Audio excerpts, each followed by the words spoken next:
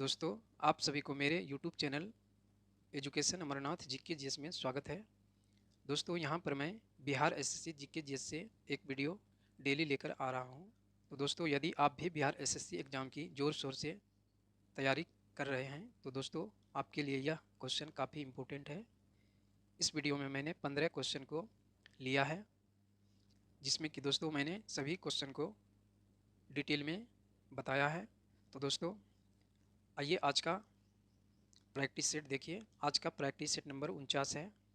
दोस्तों कभी कभी इस चैनल पर मैं रेगुलर वीडियो को अपलोड नहीं कर पाता हूं, जिसके लिए क्षमा चाहता हूं। लेकिन दोस्तों आपको इस चैनल पर डेली के तौर पर वीडियो मिलते रहेंगे। आप मेरे चैनल से जुड़े रहिए। तो दोस्तों आइए क्वेश्चन को शुरू करते हैं। आज का पहला प्रश्न है, सर्वप्रथम पेट्रोलियम का उत्पादन किस देश में हुआ था? तो दोस्तों आपका सही आंसर है ऑप्शन नंबर डी, संयुक्त राज्य अमेरिका। सर्वप्रथम पेट्रोलियम का उत्पादन हुआ था संयुक्त राज्य अमेरिका में। दोस्तों पहला अमेरिकी व्यक्ति जिन्होंने कि तेल की खोज की थी, उनका नाम था सैमुअल एम केयर। इन्होंने सर्वप्रथम तेल की खोज की थी। दोस्तों इन्होंने 1848 ईस्वी में अचानक अल्लेघनी नदी के किनारे पेंसिल्वानिया में पहला तेल कूप खोदा। लेकिन दोस्तों व्यावसायिक दृष्टि से 1859 ईस्वी में एडविन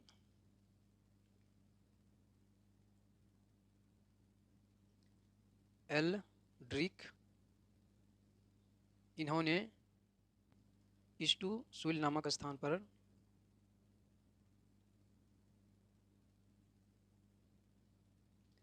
21.2 मीटर की खुदाई करके तेल का उत्पादन शुरू किया था।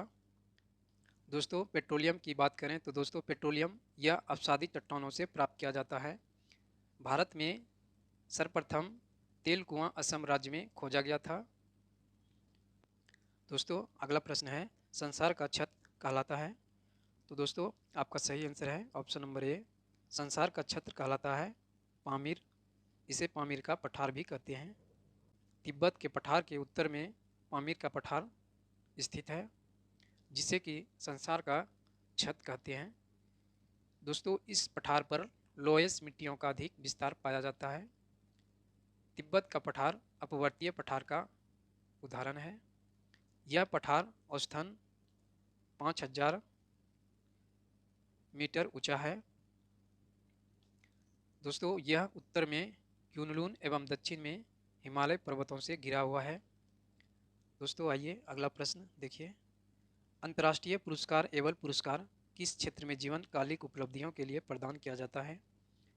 तो दोस्तों आपका सही आंसर है गणित के क्षेत्र में, ऑप्शन नंबर सी, अंतर्राष्ट्रीय पुरस्कार एवल पुरस्कार यह गणित के क्षेत्र में प्रदान किया जाता है। दोस्तों एबल पुरस्कार 2003 से नॉर्वे की सरकार द्वारा गणित के क्षेत्र में उत्कृष्ट कार्य करने हेतु दी जा रही है। इस पुरस्कार की स्थापना वर्ष 2002 ईस्वी में नॉर्वे के प्रसिद्ध गणितज्ञ नील हेनरिक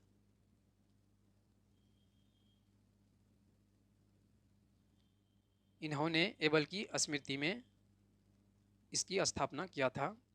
प्रसिद्ध पुस्तक दास कैपिटल को किसने लिखा है? तो दोस्तों आपका सही आंसर है Karl Marx, option number B. प्रसिद्ध पुस्तक दास कैपिटल या कार्ल मार्क्स के द्वारा लिखा गया था। दोस्तों दास कैपिटल पुस्तक का प्रकाशन 1867 ईस्वी में हुआ था। दोस्तों द कम्युनिस्ट मैनिफेस्टो नामक पुस्तक की रचना कार्ल मार्क्स और फ्रेडरिक एंजल्स ने किया था। वहीं पर दोस्तों अमर्त्य सेन, तो अमर्त्य सेन भारत के प्रसिद्ध अर्थशास्त्री हैं। इनके द्वारा लिखित पुस्तकें हैं development as freedom, home in the world, the memoir, the idea of justice, गरीबी और अकाल आदि। ये सभी अमर्त्य सेन द्वारा लिखित पुस्तकें हैं। वहीं पर दोस्तों जवाहरलाल नेहरू इनके द्वारा लिखी गई पुस्तकें हैं the glimpses of world history, discovery of India आदि। दोस्तों आपका अगला प्रश्न है, किस राजवंश के शासनकाल को भारतीय इतिहास का स्वर्ण काल कहा जाता है? तो दोस्तों आपका सही आंसर है गुप्त वंश, ऑप्शन नंबर सी। गुप्त वंश को भारतीय इतिहास का स्वर्ण काल कहा जाता है।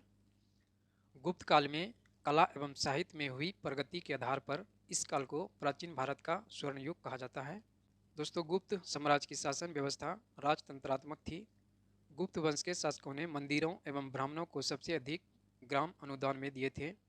वहीं पर दोस्तों तिहार वंश, इसका संस्थापक नागभट्ट प्रथम था।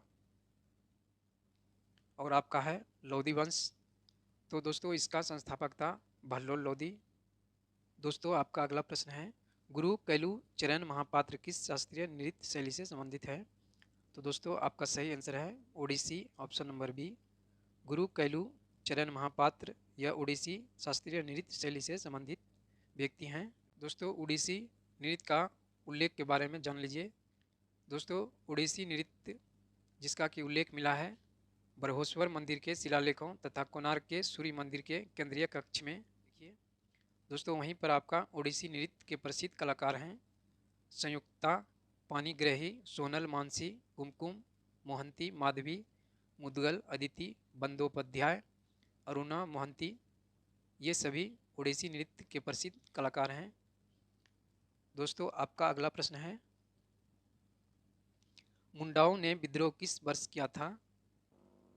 तो दोस्तों आपका सही आंसर है ऑप्शन नंबर बी, 1899 से 1900 ईस्वी के बीच में मुंडाओं ने विद्रोह किया था।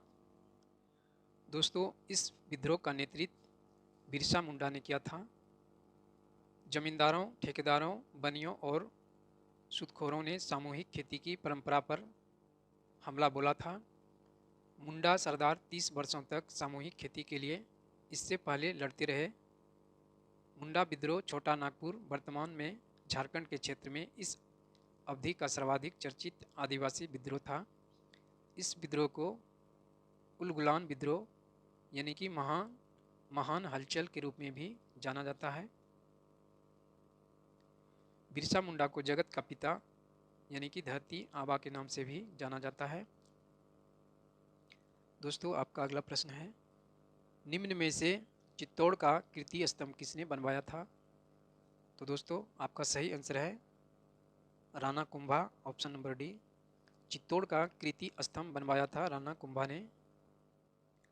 दोस्तों 1436 ईस्वी में गजनी खां को उसके वजीर ने अपदस्थ कर महमूद शाह की उपाधि से मालवा की गद्दी पर बैठा।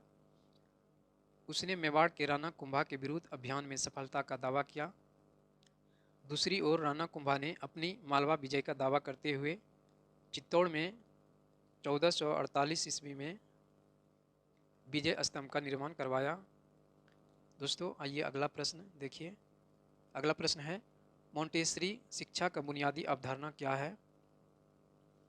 तो दोस्तों आपका सही आंसर है ऑप्शन नंबर डी, प्रयोग के माध्यम से स्वयं खोज करना मोंटेसरी शिक्षा का बुनियादी अवधारणा है। दोस्तों मोंटेसरी शिक्षा विधि 2 से 6 वर्ष के बच्चों के लिए उपयुक्त है। इस शिक्षा के प्रमुख लक्षण दोस्तों इस प्रकार से है, बालकों की स्वतंत्रता पर बल, खेल द्वारा शिक्षा पर बल देना, बालकों के सर्वांगीण विकास पर बल आदि मोंटेसरी शिक्षा की बुनियादी अवधारणा का प्रमुख लक्षण है। दोस्तों आपका अगला प्रश्न है, हड़प नीति किस गवर्नर जनरल के काल में अपनाई गई थी? तो दोस्तों आपका सही आंसर है option number A, Dalhousie. Dalhousie के शासनकाल में हड़प की नीति अपनाई गई थी। दोस्तों लॉर्ड डलहौजी का शासनकाल उसके व्यक्तिगत सिद्धांत डॉक्ट्रिन ऑफ लैप्स के लिए याद किया जाता है। दोस्तों लॉर्ड डलहौजी की राज्य हड़प नीति द्वारा अंग्रेजों ने राजाओं के दत्तक पुत्र लेने के अधिकार को समाप्त कर दिया। वैध अधिकारी नहीं होने की स्थिति में राज्यों का विलय अंग्रेजी राज्यों में कर लिया जाता था। दोस्तों 1856 ईस्वी में अवध का विलय कुप्रशासन के आधार पर किया गया, क्योंकि डलहौजी की हड़प नीति यहाँ लागू नहीं हो रही थी। दोस्तों भारत में रेलवे का जनक लॉर्ड डलहौजी को माना जाता है। आपका अगला प्रश्न है, पंडित जसराज का संबंध किस क्षेत्र से है? तो दोस्तों आपका सही आंसर है ऑप्शन नंबर बी, शास्त्रीय नृत्य। पंडित जसराज का संबंध शास्त्रीय नृत्य से है। दोस्तों वे मेवाती घराने से संबंधित संगीतज्ञ थे।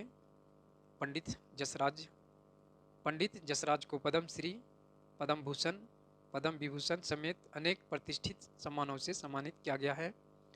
दोस्तों आपका अगला प्रश्न है, तक्षशिला का प्राचीन शहर किन नदियों के बीच स्थित है? तो दोस्तों आपका सही आंसर है सिंधु और Jhelum, option number C. Takshashila का प्राचीन शहर सिंधु और झेलम नदियों के बीच में स्थित था। दोस्तों तक्षशिला या गांधार महाजनपद की राजधानी थी। तक्षशिला में भारत का प्राचीनतम विश्वविद्यालय स्थित था। 7 से 8वीं शताब्दी ईसा पूर्व में तक्षशिला विश्वविद्यालय की स्थापना की गई थी। दोस्तों ऋग्वेद में सबसे पवित्र नदी सिंधु नदी को माना गया है। ऋग्वेद में सबसे महत्वपूर्ण और सबसे अधिक बार उल्लेखित नदी का नाम सिंधु नदी है। जीवक, चाणक्य, चंद्रगुप्त जैसे महान विभूतियों ने तक्षशिला विश्वविद्यालय में शिक्षा को प्राप्त किया था। दोस्तों आपका अगला प्रश्न है, स्वतंत्रता से पहले भारत का कौन सा क्षेत्र काला पानी के नाम से जाना जाता था? तो दोस्तों आपका सही आंसर है ऑप्शन नंबर बी, अंडमान एवं निकोबार द्वीप समूह। यह स्वतंत्रता से पहले काला पानी के नाम से जाना जाता था।